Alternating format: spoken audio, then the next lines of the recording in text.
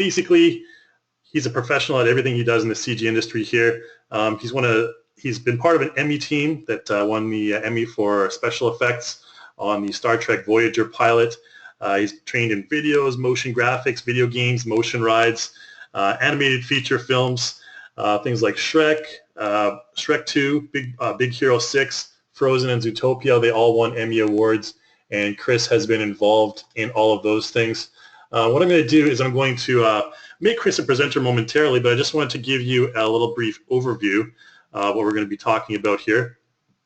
So Cris, like I mentioned, is going to be kind of discussing the PBR render system in iClone, a lot of the visual enhancements that iClone 7 will produce, and a lot of stuff. If you have any questions, we're going to have a Q&A session at the end of the webinar for about 10-15 minutes or so. So if you have any questions, put your questions in the GoToWebinar panel. There's a little questions panel box there, whatever you want to call it. You can put your questions in there, and we will get to those at the end of the webinar. If there's any urgent ones, I may interrupt the proceedings, but however, most of them will be addressed at the very end of the webinar. And like I mentioned, he's very professional at this sort of thing. So we're lucky to have him. Stuck on 3D, Cris. So I'm going to turn it over to Cris here. I'm going to make him a presenter, and so you'll see his screen in just a moment here. And yeah, so we're going to go from here. Cris, are you there? Yes, I am. Right on. Okay, so yeah, I guess I'll leave it up to you here. Everyone, Stuck on 3D. Hello, everyone, and welcome. I am super excited to be here and share with all of you iClone 7's brand new features. However, since there are a lot of them, we decided to break it down into a few parts. And this one particularly will target the PBR rendering system, and it will touch on a little bit on the IBLs since they both work together hand in hand. So this is a little bit of the outline we will do. The first topic will be what is PBR and why does it look so good. This will be a very brief introduction to PBR. Next, we will go into understanding real-world materials and how PBR mimics them. We will use some photograph reference here and some diagrams to show you how PBR mimics those materials. After that, we will go ahead and import some content from the websites, actually some free ones that are really good, so we can use those on our examples. Next, we'll finally go into iClone 7 and we'll start working with PBR there. I will show you how to set up a proper environment for PBR shaders. Then we'll also convert some legacy models from earlier iClone versions and some imported objects from other websites. And after that, I will show you some cool tricks on how to get some good reflections from other models, since PBR does not do true object-to-object reflections, by using a method called baking IBLs. And after that, we'll have a quick Q&A session. So if you have any questions, this would be the perfect time to ask them. So let's get started because we have a ton of stuff to cover. So what is PBR and why does it look so good? So PBR stands for physically based rendering, and it has become the industry standard from content creation tools such as Substance Painter, 3D Code, Sketchfab, and Toolbag or Marmoset to real-time engines such as Unreal and Unity. Now, the beauty of all of this is because all of the softwares use PBR, it makes all the shaders consistent from software to software. And guess what? iClone 7 has it too. So we have physical rendering, image-based lighting, and global illumination. This really puts iClone 7 worlds apart from previous iClone versions. Why? Well, in previous versions, we pretty much have to fake everything into the image, from shaders to lighting. For example, take this image. In here, I had to add a ton of lights to simulate balanced lighting. And what happens is, what happens when you switch the lights?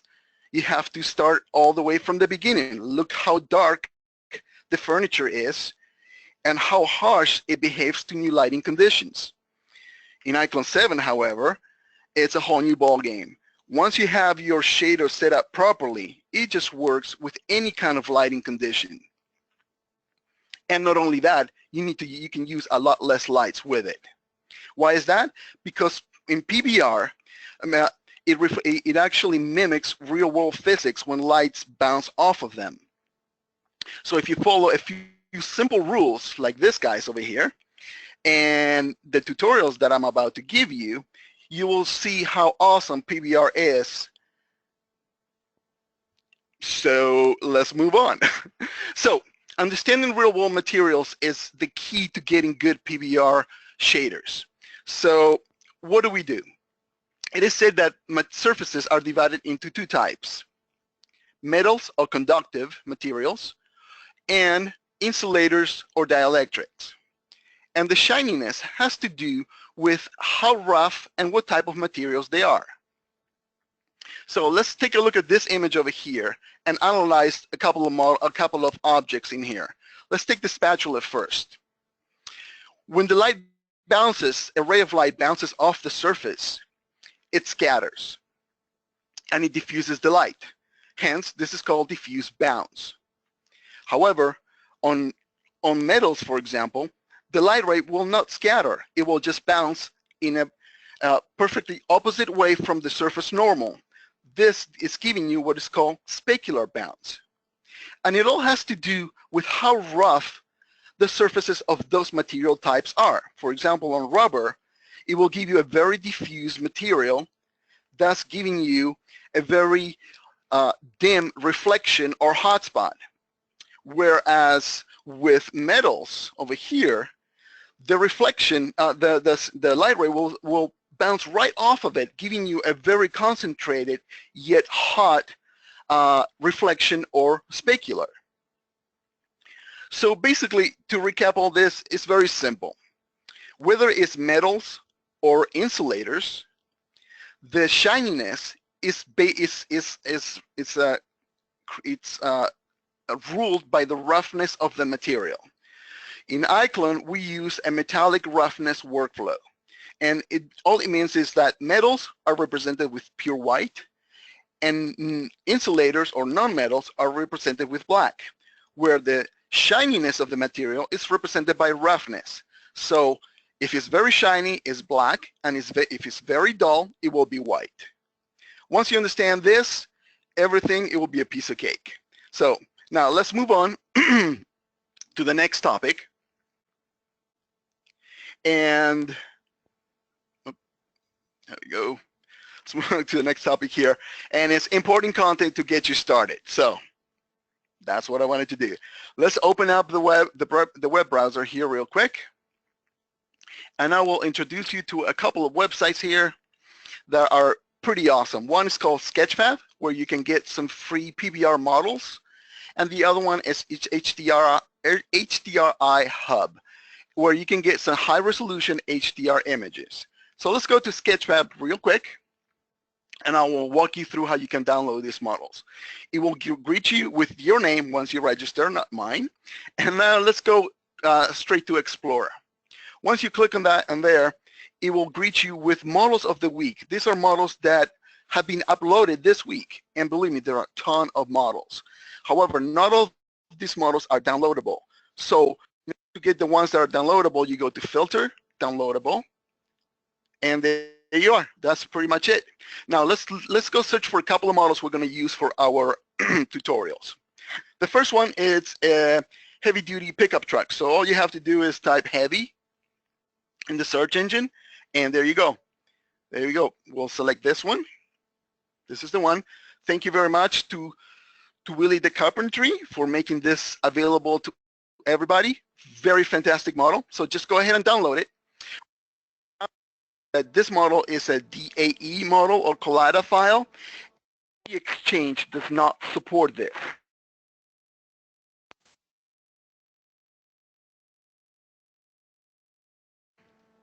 Can everyone hear me okay? Hello? Hello? Everyone okay? Yeah, I can hear you now. I think your mic just cut out there for a sec. Okay, I think we're having some audio trouble here. Can you guys hear me okay?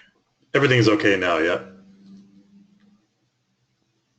Okay, I'll just keep going. Yeah, I'll interrupt you if your mic cuts out again. Seems all right now. Yeah, it's okay. Okay, so moving right along, I'm going to go ahead and as I said before, it's a Collada model. So we're going to use Blender to convert this. It's a free software as well, and I will show you how to do this real quick.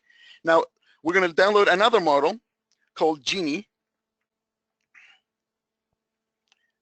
lamp. There we go. Genie, there we go. There's the model we want. Sorry about the hiccup. Must be an internet problem here.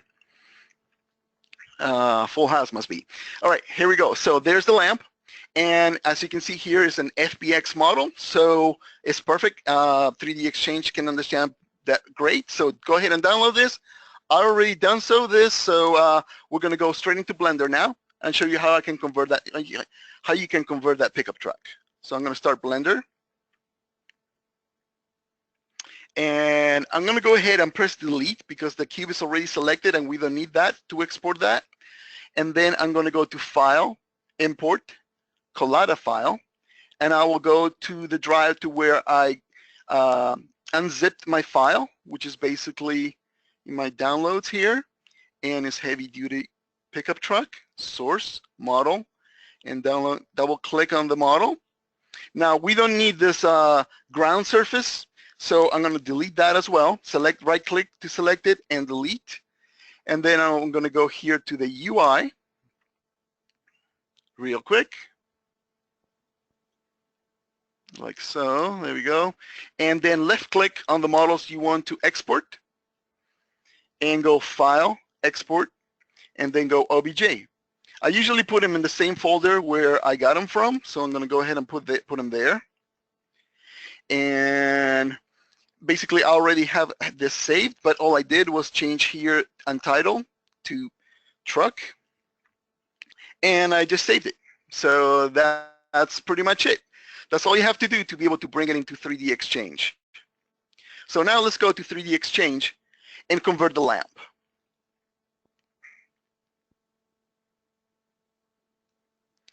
Fantastic. All right, so you can either go File, Open here, or you can drag the model in here. So that's exactly what I'm going to do.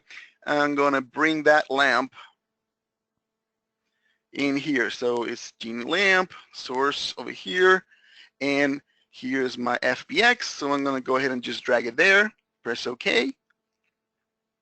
And there's my model, very, very nice model. And now I'm going to just put a couple of textures in there. You don't have to put them all, but I'm going to put the albedo map by right-clicking and dragging onto the model and put it into the diffuse map. And then I'm going to go ahead and select the normal map, right drag it onto the model and put it inside the normal map. The next thing is we're going to check for scale. Notice the lamp is huge compared to this person over here. So I'm going to go to the top node here, press R for scale, and scale it down to something that is more physically correct, I guess. And now I'm going to go ahead and reset my transforms so they zero out properly. And then you can export the model. So you can either click on this icon that says export, or you can send it straight into iClone by clicking apply to iClone. I already done this, so we're going to skip this step and move on to the HDR area. So why do we need HDR?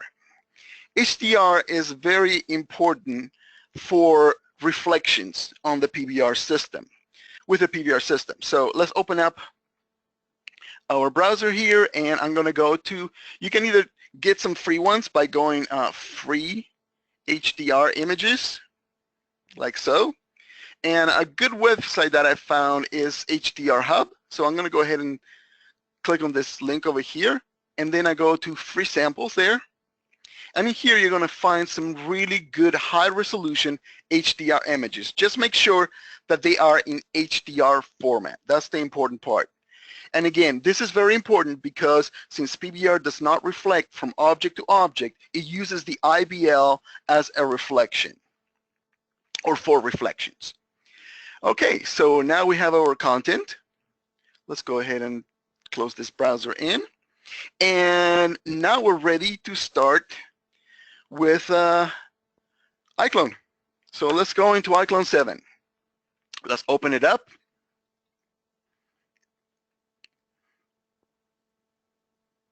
By the way, for you guys that are in the early access, this is the beta version and it has some new cool UI improvements. So you'll see them in a second. They're very, very cool. Hey, sorry, Chris, I just wanted to mention All something right, so I didn't mention earlier. Before we can start loading PBR models, and we need to set up the environment. And the way you do this is by either going to Edit, Project Settings, and PBR Environment Setup. If you like hotkeys, you can go Control-Shift-P to bring that up. Or another cool function is you can click on this little icon over here. So you have 3 ways to get there. And then once you click in here, it will give you 3 options here. A, it will set the ambient color to pure black. It will create a default IBL for you. And then it will convert any shaders that are traditional into PBR.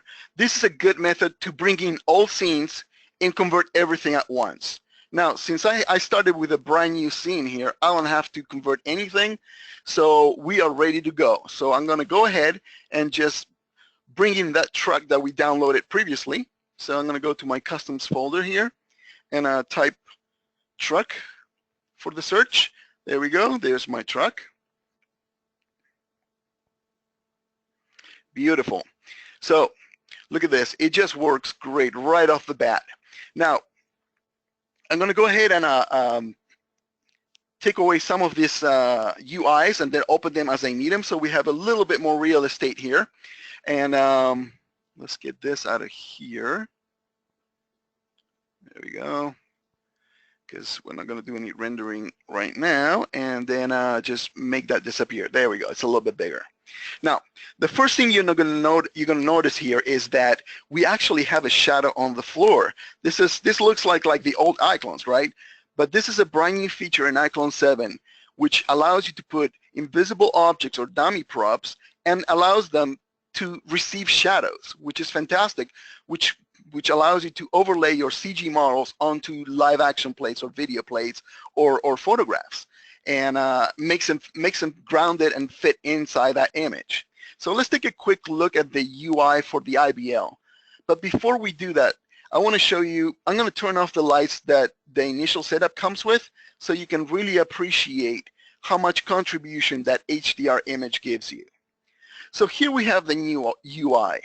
So you have the activate button, your image is right here, and now we have some new features like this one over here, which is adjust color, which is fantastic if you want to tweak your IBL right from here.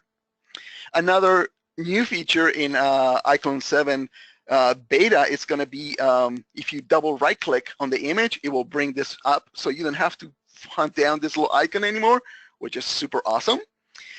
Now let's go ahead and bring in the sky, and this is something brand new as well. You can make it visible and invisible straight off the UI from the IBL image, so it saves you from having to go to scene, open the sky tab, and then making it visible, which is great. And now notice how the background on the sky is blurry, but the reflections on the track are actually quite sharp. So one thing we can do is we can sync the sky with the IBL image. So not only we can sync the rotation, but we can also sync the images so they both look sharp at the same time. We can always separate this if we have to, but to start off, this is a good start. Now, notice how the shadows on the ground disappear. This is because IBLs do not cast shadows. So in order to get some shadows, I'm going to go ahead and select the key over here and just turn it on, and there we go. It is that simple.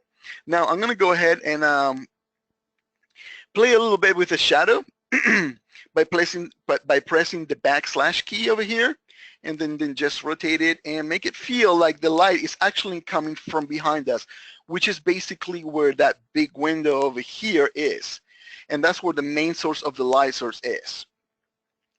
So now another new feature in iClone 7 is the fact, and now this is the time to bring out the other piece of the UI here, all right?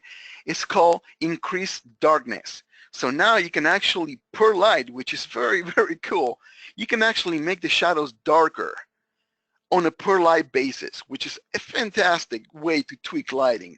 I can't wait to get into the part of the webinar where, the next webinar, which we're gonna do lighting, which is gonna be fantastic. So this is a very cool feature. Now let's keep going with the UI over here. You can make the sky softness by simply dragging this this slider over here, and you can bring in the settings of the sky just by clicking on this tab over here. So again, you don't have to go to scene and click on the sky so you can see in the modify panel all the features. So you can work straight off this UI and tweak everything that you need for the PBR environment, which is absolutely fantastic. Now, let's go ahead and separate the image like we did before. And you know, you can tweak, for example, the height of the sky. So let's make this maybe, what, 100 to bring it a little bit higher. So now, there we go. We can make it, just make it fit better. So, you know, right now we are in an interior scene. So let's go ahead and switch this to an exterior one. So there are several ways you can do this. You can either click on the load button here to change the HDR image. You could go here into content, media, and under textures, you could have your own HDR images here, which you can go ahead and drag, open and drag. And it's going to take a little bit because I have quite a ton of, I downloaded quite a few of the HDR images here. So just wait one little second. All right. So, or another one is you could, and you can just go ahead and, for example, I'm going to go ahead and go into maybe my outdoor collection here. While that is loading, go ahead and show you the other method, which is basically bringing it in via a Windows folder. So I'm going to go ahead here and there we go. We can go ahead and just drag it from here.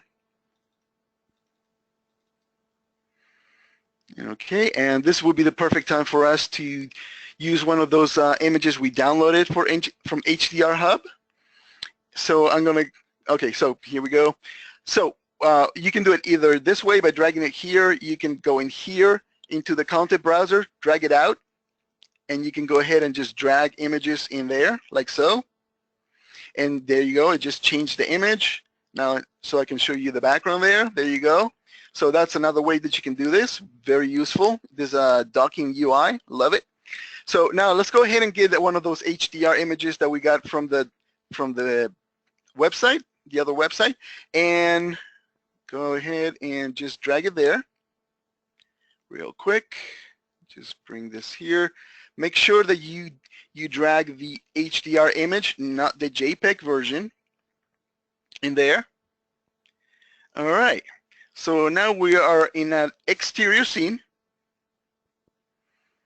And this is a 4K image, I believe. So one thing to remember is that if you're bringing 2K, 4K, or 8K images in your preferences, make sure that your max texture size is set up properly so that it will actually load that particular size of texture. Otherwise, even if you bring a 4K and you have it set up to 2K, it will just make it 2K. So very important to remember that. So notice how the background is a little bit blurry. So what I'm going to do here is a little cheat.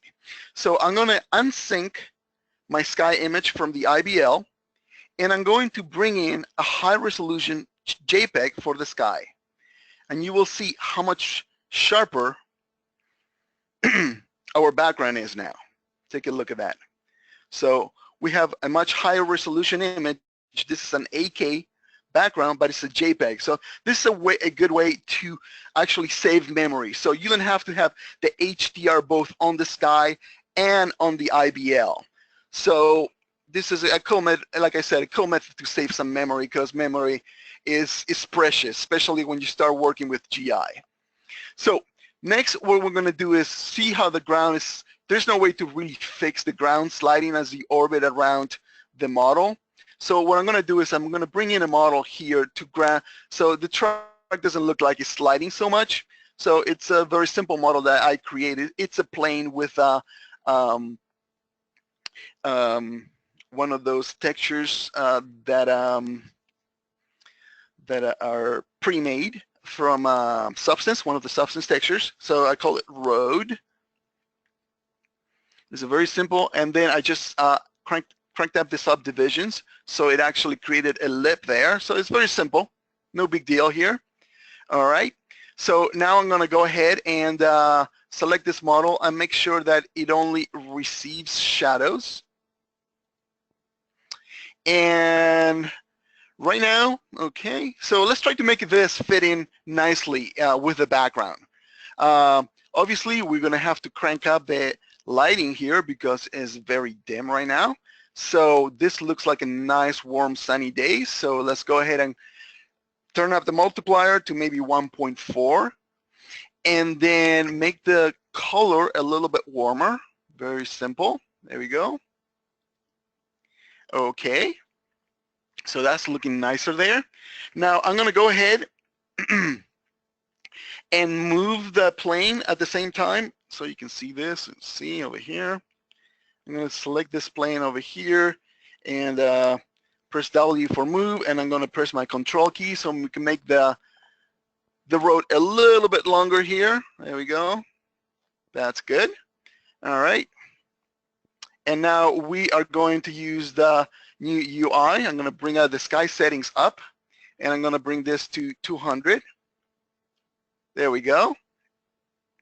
And let's go ahead and make the HDR image a little bit brighter, so a little more intense. There we go. And not too high. Let's go make it to 100 there.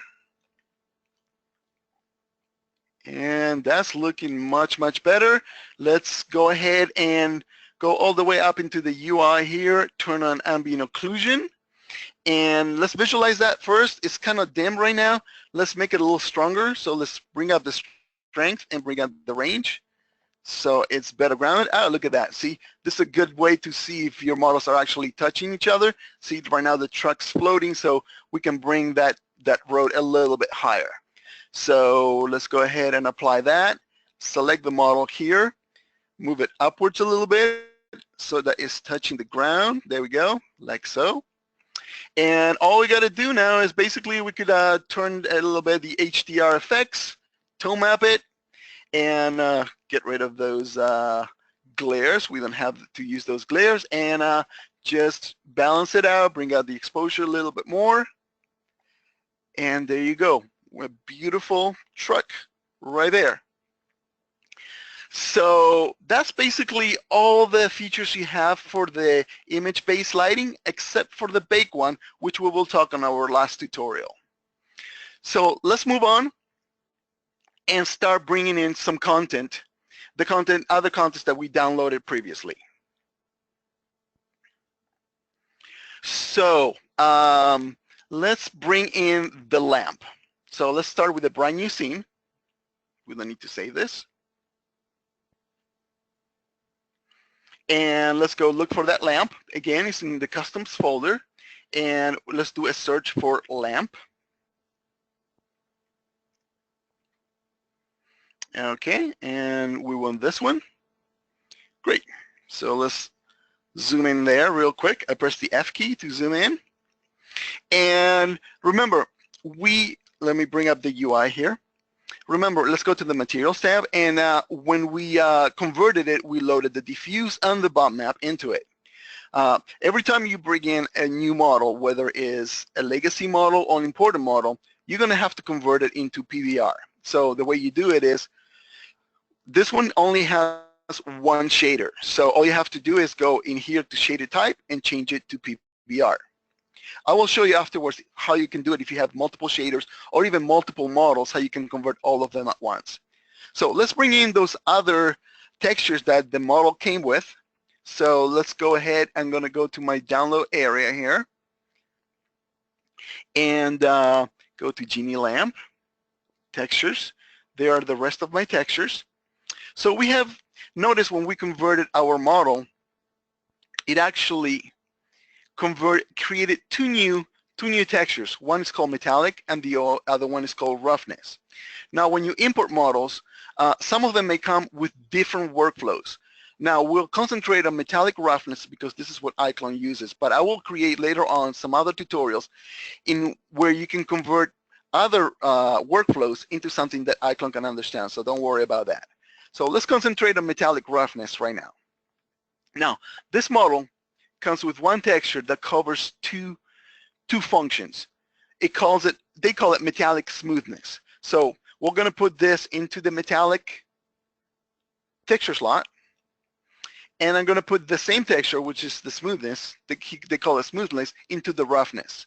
However, since smoothness is the opposite of rough, since smooth is the opposite of rough, we're going to go ahead and invert this image. So I'm going to go ahead and select it, and I'm going to double right click to bring out the adjust color UI and simply go invert. And there you go. That's all you have to do. So we also have one more texture here. They call it light mapping, but it is basically an AO map, so an ambient occlusion map. So I'm going to go ahead and just drag that in there.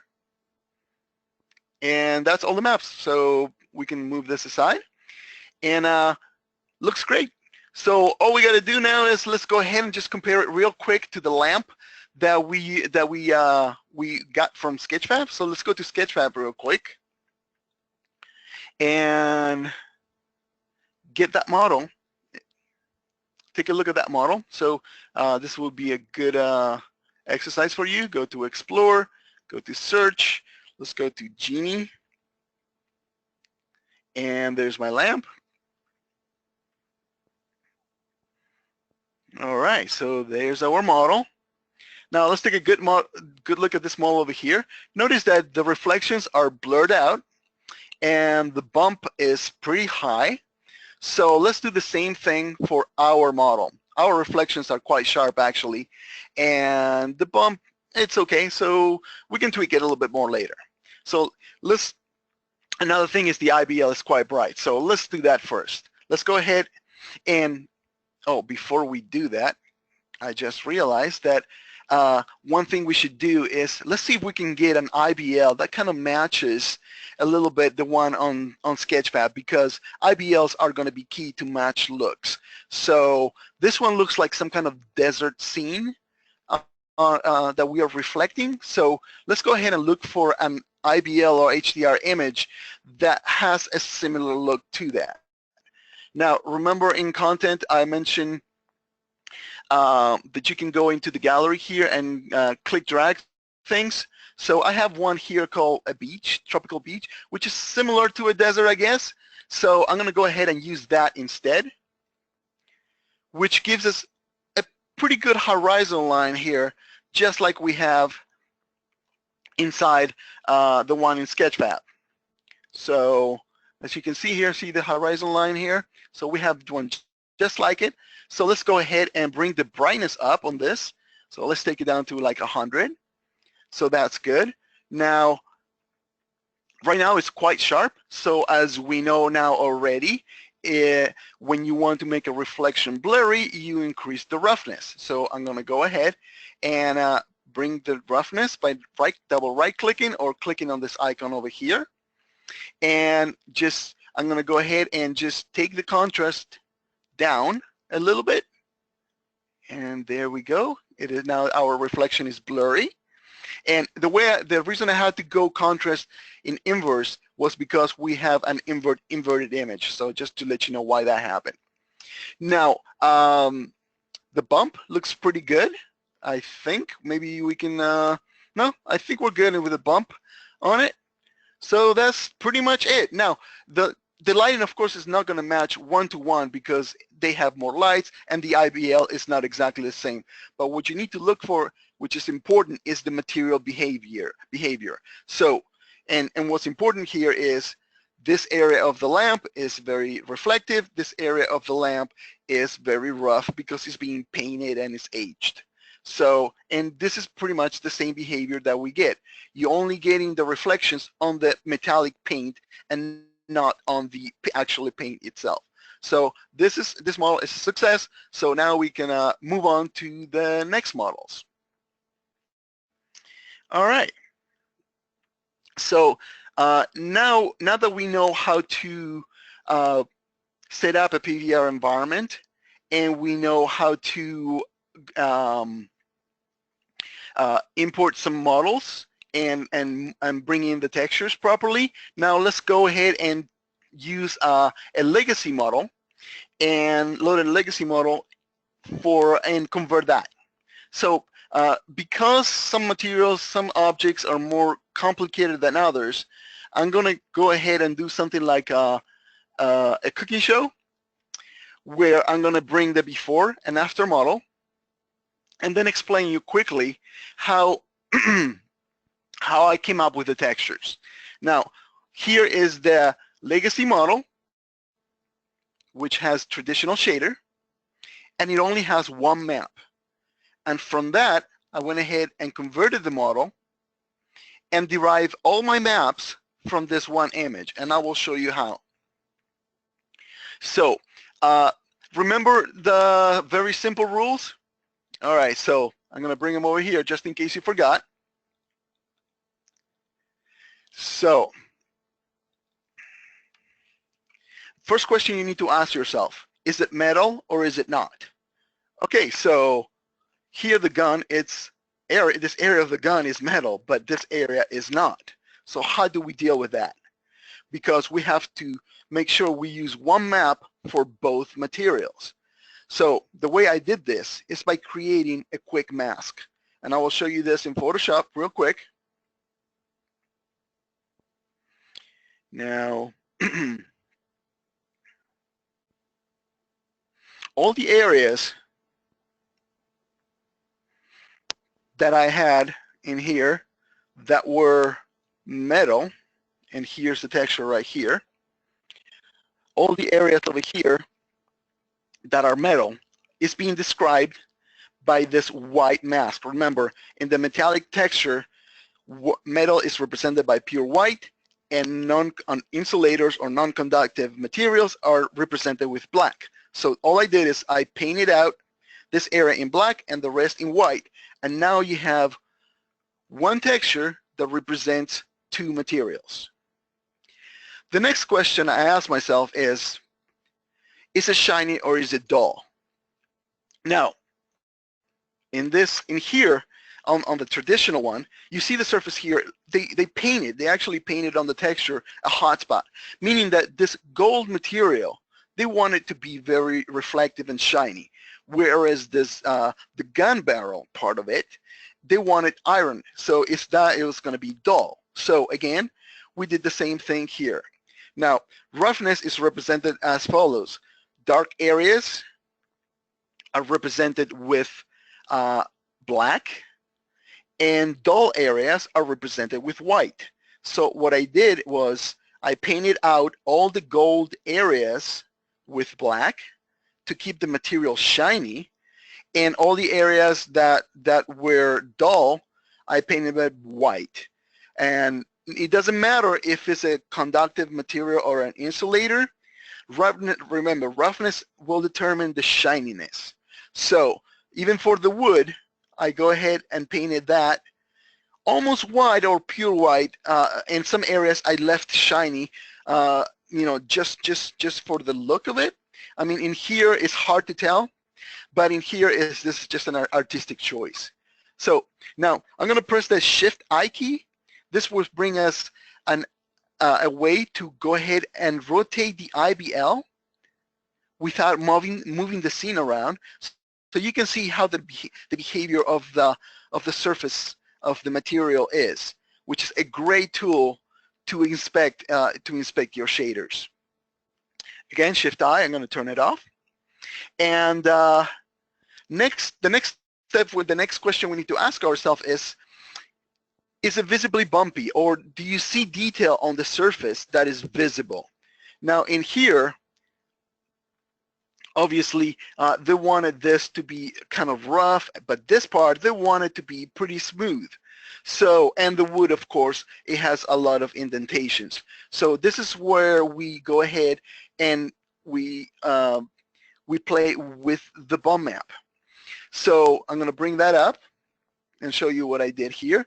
Kind of similar to the metallic, I went ahead, all the smooth areas that I didn't want any bump on it, I painted them black, which is the gold parts over here, and then all the parts that I actually want a little bumpiness to it, I left it grayscale.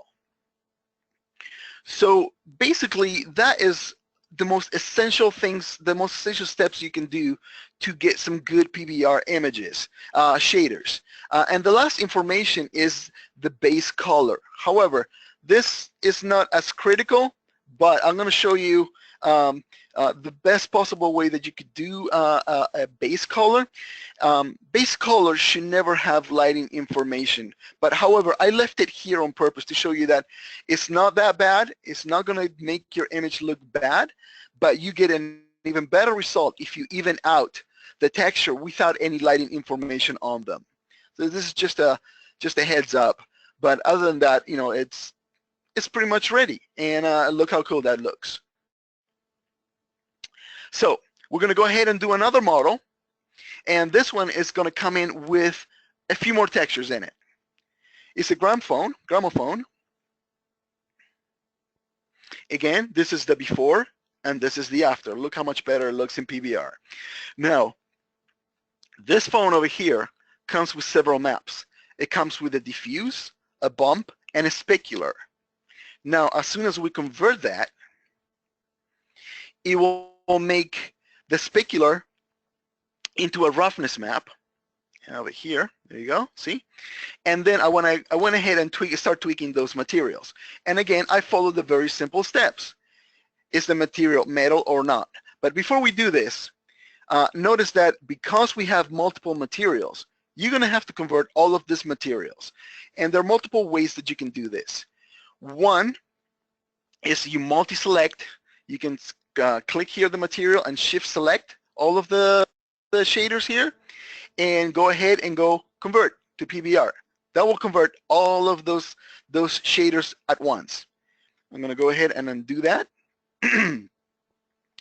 And another way you can do this is when you have the model selected, there's a little icon over here with two little arrows going back and forth. This will allow you to convert all the shaders at the same time without having to click all of them, and you click on convert. Another way that you can do this is if you had, for example, multiple models. So I'm going to go ahead and clone this one more time. Come on, come on. Still doing it. Hold on a second.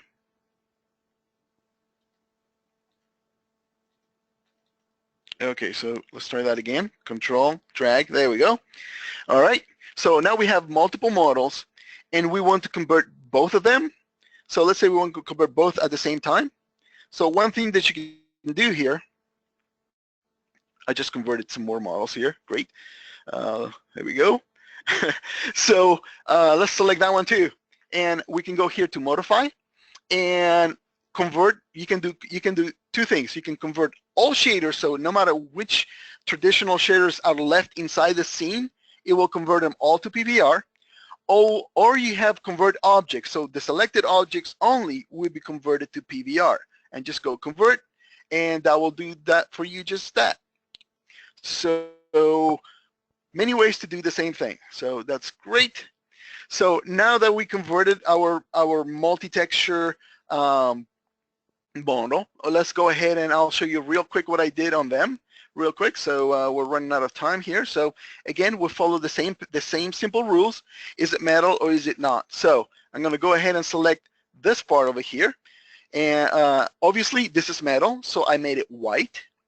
Then The next step, the next question I ask myself, is it shiny or is it dull? So it's kind of dull because it's aged. So we have our roughness map here, rough. Um, Next, we ask, do we have any visible surface detail? Obviously, we do, because this model has a pretty big indentation that is not in the geometry, but is actually on the bump map. So the normal map is creating that for us, and as well as a few minor dents over here in and out. So we definitely need that. And final is the base color. And the base color, see, this one doesn't have any lighting information, which is fantastic. So no highlights, no gradients or anything. So look how much better this looks without any light information in it. You let the PBR system give you the light information, and that's how you get the best results. So now, you know, the same thing for the rest of the models. For wood, of course. Is it metal? No, it's not. So it's black. The roughness, yes, it's very rough because it's aged wood, and it has a little bumpiness on it because it's very old wood. And the color is uniform, but it has no lighting information. So we're pretty much done with this model, and it looks fantastic, as you can see. Look at that, the detail and everything just looks so photoreal. Now, the next topic is reflections, and it's a pretty interesting topic because PBR does not give you true reflections from object to object. So I'm going to go ahead and load the scene here and show you what I mean by this. Now, PBR shaders, like I said, do not reflect object to object. So iClone came up with this cool technique which allows you to bake the models onto the image-based lighting texture to simulate that you're reflecting one object to another. Another cool thing that you can use Bake IBL for is to light interiors. Now, take a look at this scene over here. Now, this is before we bake the IBL. And now look at the sphere. This is supposed to be super shiny sphere. However, it's not reflecting the kitchen at all. This bowl over here, it's also totally metallic, and it's not reflecting the table or the models around it. It's just reflecting the IBL. So this kind of creates a really fake reflection, something that you really don't want. Also, because IBL do not cast shadows, IBL is actually lighting through the walls into these areas over here when it really shouldn't. So iClone or Reallusion came up with this idea. It's like, okay, so let's go ahead and bake an IBL where the objects will occlude the image-based lighting and the sky image so that we can get more realistic lighting. Now, we're going to skip the step of baking, and I'm going to just load in the proper IBL so that we don't waste time on the baking side of it. And now let's take a look at the sphere again. Now look, right now it's reflecting the kitchen and all the other rooms as well, as you can see. And obviously it looks a lot more realistic, and as you can see, all the areas where the IBL was penetrating, it doesn't do that anymore because the occlusion is there from the kitchen. So this is a fantastic way to light interiors. So now let's take a look at an object from a closer point of view, real quick. So we are super close to finishing this up. Now look at the reflection on the bowl, and obviously this is not correct because it's not reflecting the table or this models over here. This is because when we baked the IBL, it was baked from the point of view of the sphere off to the left. So in order to do this, let's make sure that we select the bowl and that the pivot point is in the center of the bowl. Make sure that it's not too close. So I'm going to go ahead. Another thing you need to make sure is here to disable the HDR effect, because this could create some problems and create an overblown HDR image, and I will show you what I mean by that. Now when I did this bake, over here, let's see, overblown. Look how overlit the kitchen walls are. This is because when I bake this with the HDR effect on, it actually baked those high values of HDR onto the image itself, and thus creating the super overblown look. So now I'm going to show you the same one, but with the HDR effect off. See, now it's a lot more, now it's looking the way it is, and now I can go ahead and just turn on the HDR effect, and it worked correctly. And now we're reflecting the table, we're reflecting the models, and everything looks great. However, remember what I said about the pivoting point? If we had the pivoting point at the bottom of the model, this will create an intersection problem. And it will give you this kind of effect over here, as I will show you in a second. Now, notice how in the reflection here, we actually going through the table, and we can see the legs of the chairs. This is because there is an intersection where the camera was placed to create the IBL.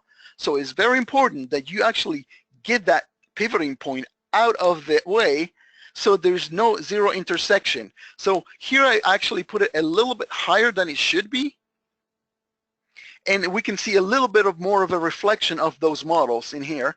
And also it makes it a cleaner reflection too, because you can actually see the gold statue into the silver and the silver into the gold statue. And that's pretty much it. That's how you use the IBA feature, which allows you to create much better looking and realistic reflections. And this pretty much concludes the webinar, and this is the time to ask questions if you got any. I hope you enjoy this. And so who's first? All right. First of all, thanks a lot for that, Cris. Hopefully it's very educational to everyone. I want to remind everyone as well, if things went a little too fast for you, you're going to have to read for me the questions. Yep. Hello. Can you hear me? Hello? Hey, I think maybe Cris can't hear me at the moment, so we'll just try and get that fixed up. But basically what's happened is I want to thank Cris for, even though he can't hear me, thanks for the educational webinar. I want to remind everyone as well that we are actually recording this webinar as well. So if you missed something, if something went too fast for you, don't worry, we're going to be sending you a YouTube link at the end of this webinar. We're also going to be sending out a survey for you as well. If you fill out that survey, we'll be providing you with a $10 gift certificate from the content store. So let me just make sure I'm just getting with Cris on Skype here. And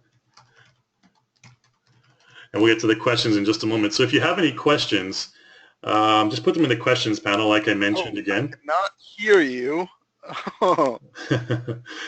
So hopefully everyone else can hear me. I think that my coworkers can also hear me. So yeah, I think Cris is the only one, unfortunately. But we'll try and go from here. Let's see.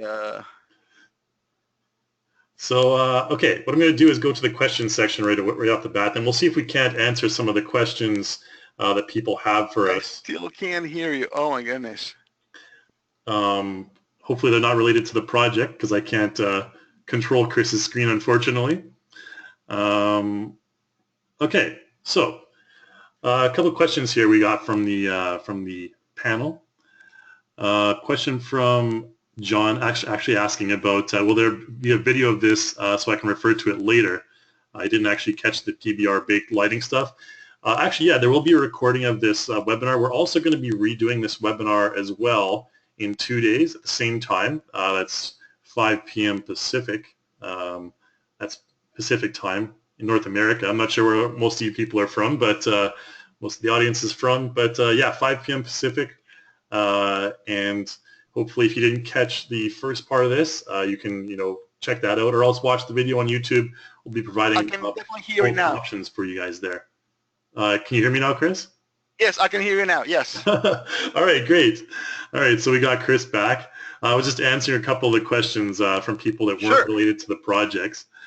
Okay, so let's continue on then. So we have Cris back. So if you have any technical questions about the project, feel free to ask him.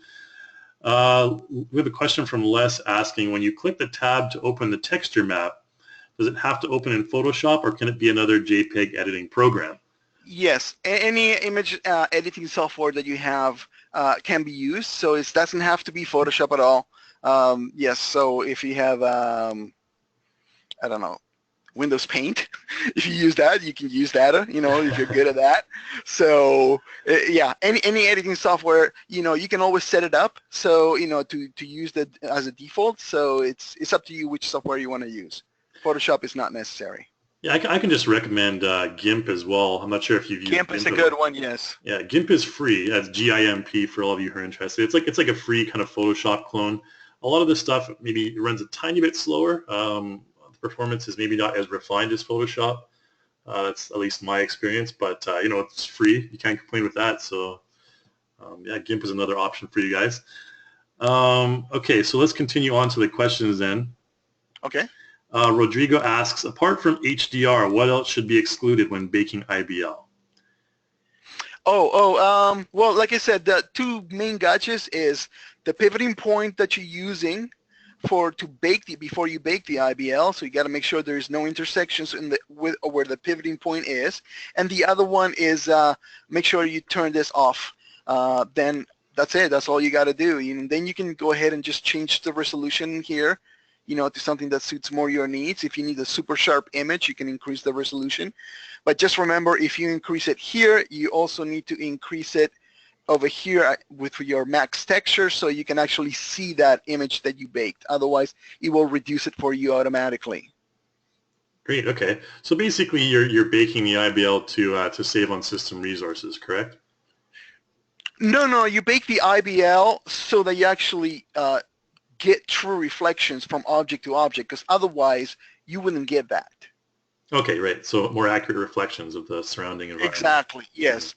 And if you have interiors, it is good because you don't get the light leaking that you get from the IBLs into the inside of the scene, because it will actually bake the geometry and put it on top of the IBL, so it would occlude those areas where there's actually geometry blocking the IBL. Whereas if you don't do the bake, the IBL lighting will actually go through the models and it will illuminate areas that it shouldn't be able to. So that's why it's good for interiors. Right, so that's an important point there because this one has interiors where there's light shining through the windows there. Exactly. Without the baking, though, that light would just be going right through the wall. Well, no, you will still see the lighting, but these areas will be super brighter than they should be. Right. Yeah. Because these are all occluded, but the light is penetrating through the geometry. All right, cool. Thanks for that. That was a question from Rodrigo. And okay, let's continue on. We have a bunch of comments saying I can hear both of you. So question from Eric: will we be able to import in material files for iRay after the objects are imported? Now, I haven't heard of the ability to do that, unfortunately. Cris, have you heard anything from? No, not that I know of right now. No, I mean, as long as you have the separated textures made, it is a very simple click and drag thing. So I don't see that to be an issue. Yeah, you just have to basically a couple extra clicks, just clicking or dragging in the separate texture maps there. Okay, so question from Jonathan. Is it planned that iClone 7 PBR will operate with Indigo Renderer PBR? Now that's a tricky question. I'm not sure. Again, if you guys have any questions that I can't answer here because I may not be the most up-to-date on the development of iClone, we're going to be launching it in early June, by the way. We've been pushed back a couple of weeks just to get everything primo and the best quality for you guys, so you can expect it, the final version to come out in early June there. Now, as far as working with Indigo Renderer PBR, I actually haven't dealt with Indigo for probably about half a year. I don't know. How about you, Cris? No, I haven't used that in a while. Yeah. I mean, and now, frankly, now that we have PBR and in GI and IBL in iClone, I don't even know why would you want to do that. Yeah, I've had quite a few emails, people asking me about, rendering with Indigo, and I had people asking me, is it worth it to get the Indigo renderer when iClone supports, PBR and IBL and all this stuff? iClone 7 rather. If you need absolute perfection on the shaders, yes, Indigo will be your tool of choice. But if you just need simulation that looks very accurate, then I wouldn't go to that. I would Yeah. just stay in iClone. I totally agree because, I mean, the rendering in iClone, first of all, it will be a lot faster than anything you'll get in Indigo. Absolutely, Yeah. yes. Like We're talking seconds versus hours, so yeah. Yeah, so if you're thinking about doing like animation of any sort, you know, just don't worry about Indigo. iClone 7 with the PBR and everything will cover most of. It's fairly realistic. I mean, like Cris mentioned, if you want like super ultra realism, like every detail counts, then Indigo might be a choice for you. But for 95% of our users, I'd recommend. If you're concerned of like IOR, which is index of reflection and refraction, if you're concerned with true accuracy because you're trying to make some jewel or something that it's a display model that it needs to be absolutely accurate, then Indigo is the way to go. But if you need to see something that looks correct, but it doesn't have to be 100% accurate, then iClone is your tool. Yeah, like semi-transparent, like just refraction in between in the glass and the jewels or diamonds and stuff like that. Right, Correct? exactly. If you need that kind of accuracy, then yes, Indigo is the tool of choice. Right on. Cool. All right, let's move on to another question here then. Is the beta version of iClone 7 going to be available for early access customers? I do believe so. I do believe early access should be able to get that. You have it right, Cris? Yeah, I think it's coming out pretty soon. It's coming out pretty soon. We're just ironing out a few bugs here and there, so that you guys don't have too much trouble with it. But as you can see, the new UI for the IBL part of it is absolutely awesome. It saves you so many extra steps that you would have to do in order to get to the sky area and other things like, just blurring the background immediately from here. It's like I'm tweaking it right now. It's very easy. It's all real time. It's some major improvements. The double right clicking to get the adjust color panel, fantastic, super time saver. If you have like a 4K monitor like I do, this little icon is like 3 pixels big. So just being able to double right click on the image is a lot easier. So it just brings that up. So yeah, some major improvements, and also the startup scene. It comes with a shadow catcher ready for you already. So it's a lot of very cool improvements from the alpha to the beta. So, and it should come out pretty soon because it's pretty solid right now. We're just doing some very minor tweaks. Yeah, Cris actually had to lower his resolution for this webinar so we could actually see the icons because all the older people were complaining we couldn't see all the smaller stuff. So yeah, it's one of the problems you deal with when you have ultra high performance machines, right? True. So. Okay, yeah. So for David's question about the beta version, look at that. See, just in time. Oh, great. Totally. This is still beta. So let's go ahead and skip that. Nothing happened.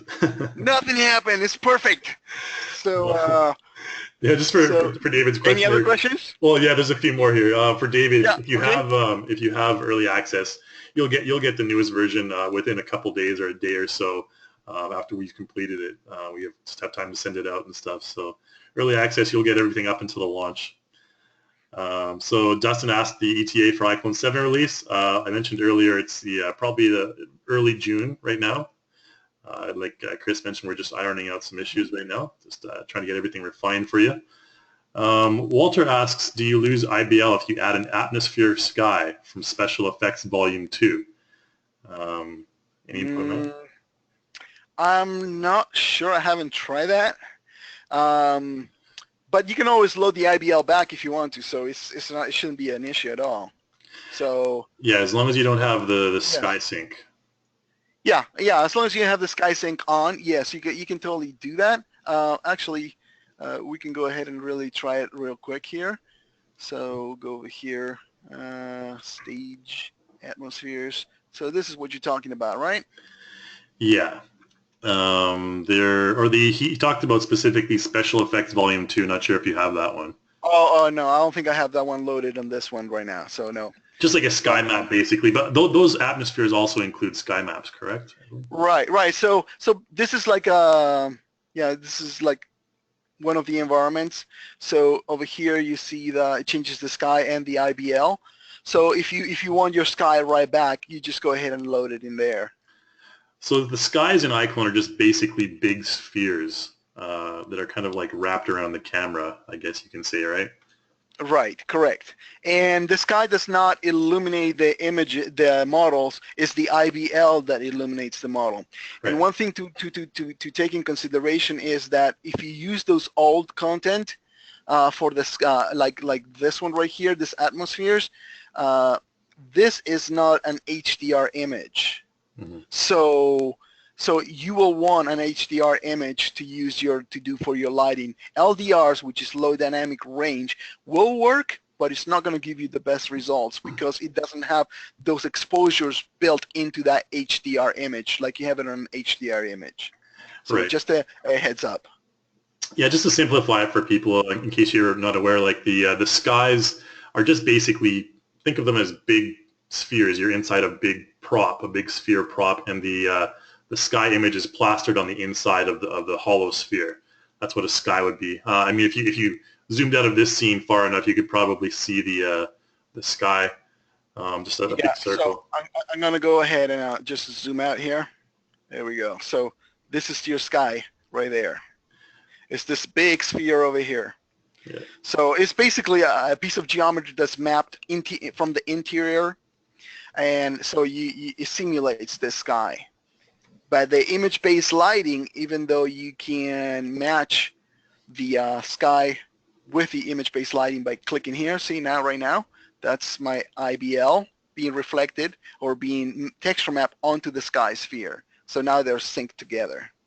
Awesome, good example.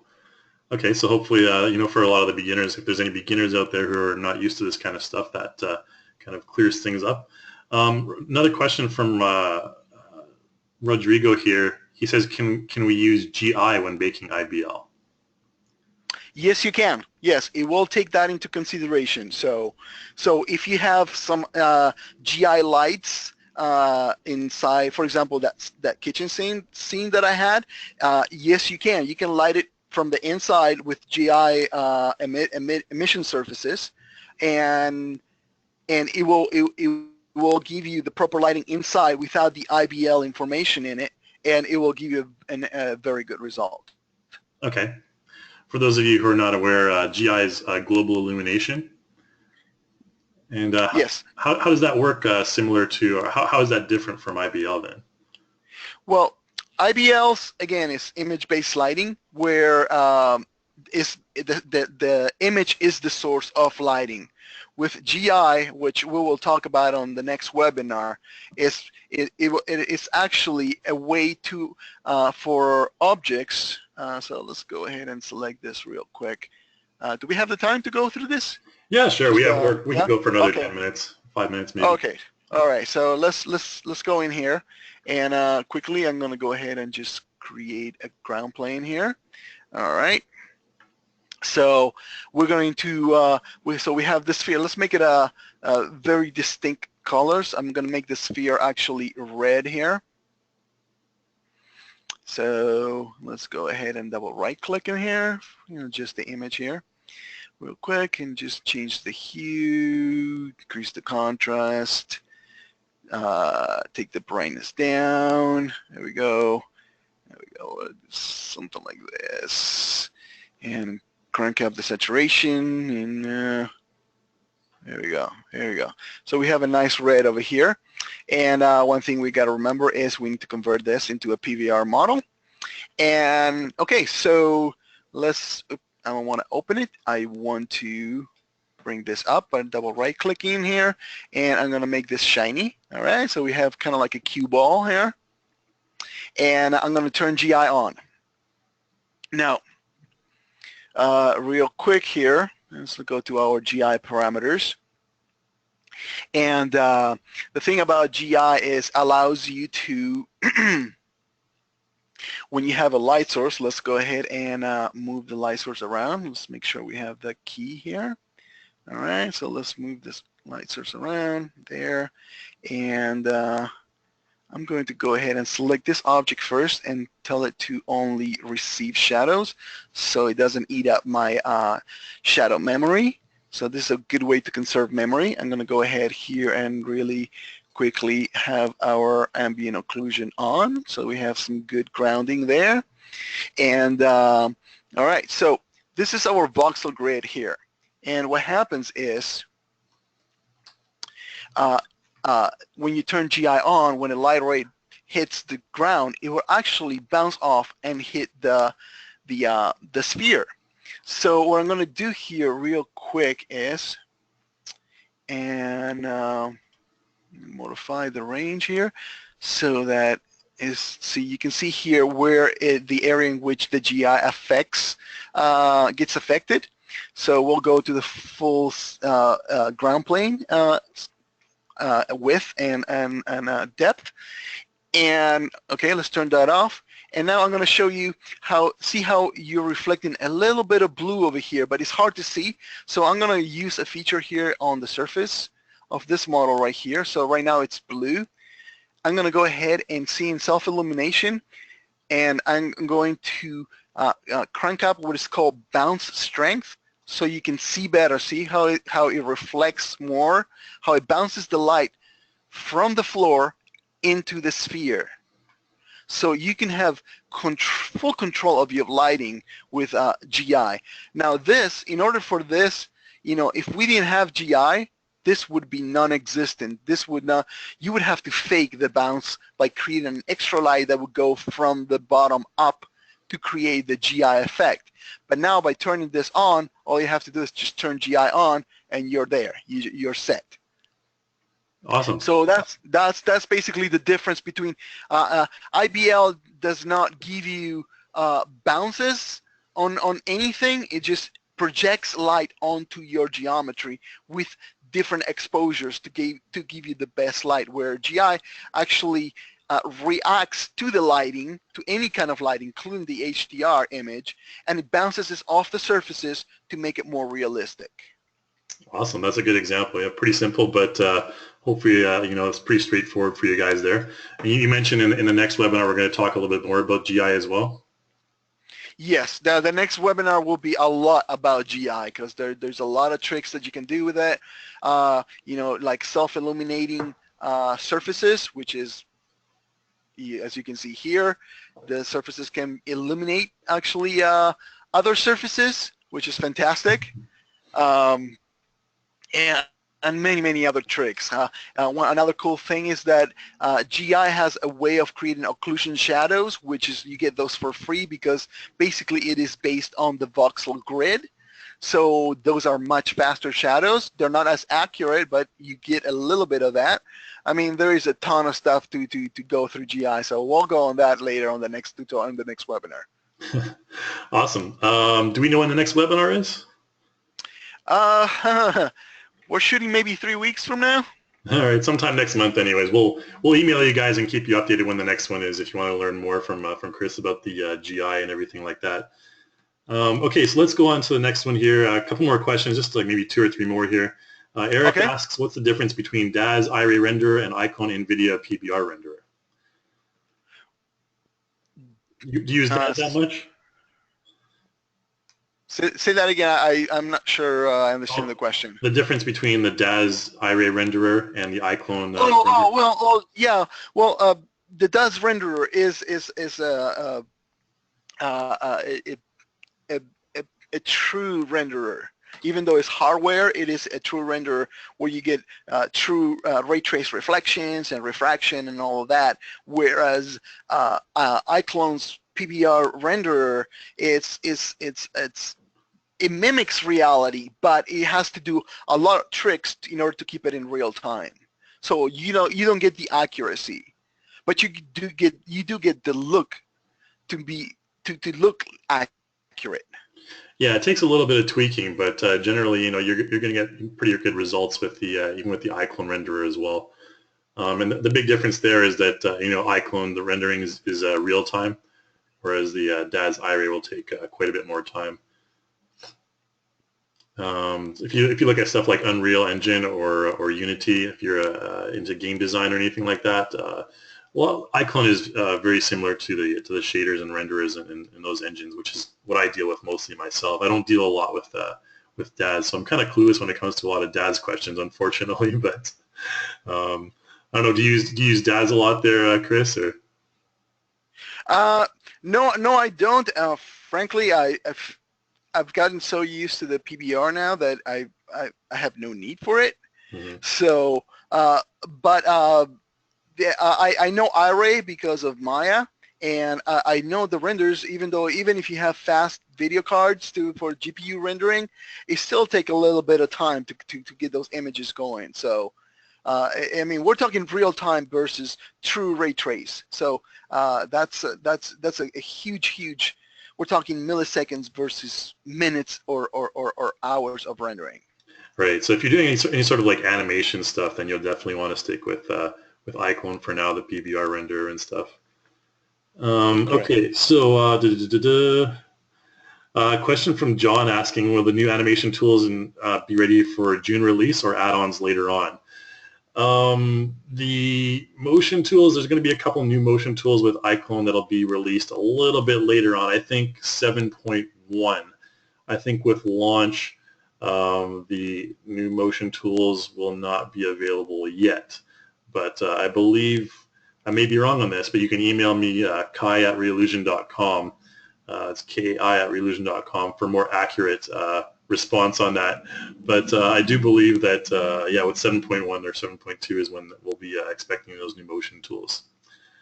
Okay, so let's see. Let's see, we got one more question here from Michael. The Sky tool that is in iClone is not coming to iClone 7. No, the Sky tool the Sky tool, right. I forgot about that Sky tool. Do you remember the Sky tool there, Chris? In iClone? Yes. Yeah. Right now it's not there because it comes pretty much bare bones. But I believe you can load it if you go through the content part of it. I don't know exactly where it is. I don't use that feature that much, but I think you can bring it in through here. Yeah, I believe you can load it into iClone 7 if you just click and drag it from the content manager. Maybe like I've never tried it like Chris either, but it should be backwards compatible because basically all that is just it's a prop with a bunch of lighting presets in it. Correct? I think. Correct. Yeah. So it should be fine. Okay, we got an answer from Tyler, says yes you can. So Tyler's already tried it. So thank you for that, Right. Tyler. Confirmed. You can still use the Sky tool in iClone 7. Although with all the cool features like IBL and GI and stuff, you can definitely get some more interesting effects if you use that way as well. But to each their own. Mm-hmm. I used the Sky tool a few times for projects in the past. But yeah, I think that's about it. So we don't have any more questions here. Thank you so much to everyone for attending, and thank you so much to Chris, aka Stuck on 3D, for helping us out introducing the new features in iClone 7. You did a great job at explaining the IBL and PBR and stuff. And like I mentioned again, we're going to have a redo of this on Wednesday. So we're going to be presenting one more time on Wednesday. If you want to attend that webinar as well, just email us and we can send out a link to you. Yeah. Also, if you have any questions, I'll be dropping in at the forums and at the early access forum. So if you have any questions there, you're welcome to ask me some questions there. I'll be glad to answer them. Awesome, yeah, and just if you want links to the early access forum, a lot of you probably have it if you're using iClone 7, but you can also just email me and I can provide you links for that as well. And again, fill out the survey. We're going to be sending out. You get a $10 gift certificate for the content store. And again, we are recording this, so anything you missed or anything you want to review, you can do that on your own time on the YouTube video we'll send you later. So anything else to add there, Chris? Or No, I think that's about it. We covered pretty much everything PBR. And again, for the other workflows for PBR, we'll be making additional tutorials which will come in maybe in a week or so out, so that you guys can bring models from other websites that do follow a different workflow other than metallic roughness. Awesome. So I'm about ready for dinner here on the West Coast. I don't know about you. You ready? Uh, You ready for dinner there? oh yeah, definitely. Yes, yes. Sorry. All right, yeah. So about dinner time here on the West Coast. So thanks again, everyone, for attending. Hopefully, you learned a lot. Thank you so much. Yeah. All right, everyone. We'll see you. Good morning, good afternoon, good evening, wherever you are in the world, and we'll see you next time. Take care, everybody.